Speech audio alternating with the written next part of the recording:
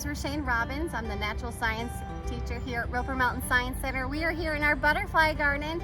We're going to take a look at different plant structures and kind of how that structure helps the plant succeed. So here we are going to look at our Lenten rose, and we're going to start from the bottom up. So I actually found some little babies here that have dropped, and they've actually started developing. So I took a trowel and I dug up just a little section of it. And I want you to look at this soil right here. And I'm gonna be very gentle because I'd like to replant this. And as we pull apart that really good topsoil, we are going to start to see these white stringy things and ants crawling on me. Oh, what is this? So these are the roots. And sometimes we eat these like in carrots. What do you think the root, what does it do?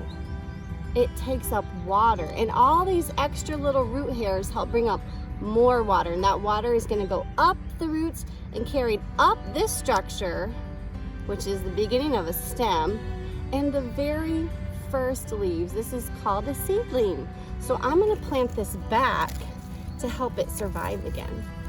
So we started out with our roots, and we're going to go up our stems.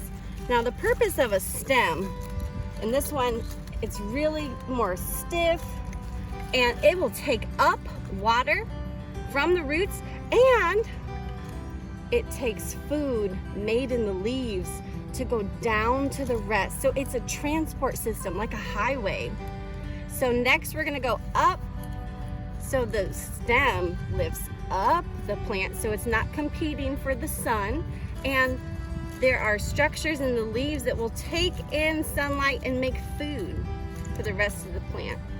Continuing to go up this plant, we are now going to have our flower. This is going to help our plant reproduce more of its own kind.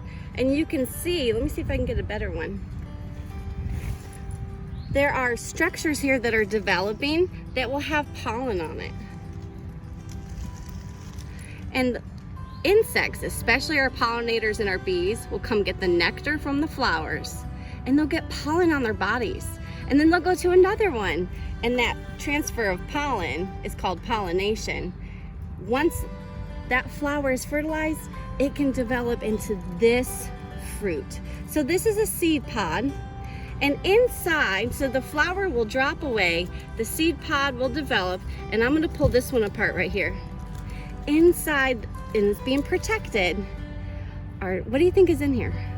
Let's see, let's open it up. Look, those are seeds. And then they can drop down and develop into new plants again for that plant life cycle. So we just looked at all of these really cool different plant structures, all just looking at one little type of Lenten rose here in our butterfly garden. Hopefully you can go outside and try to identify some of these plant structures yourself.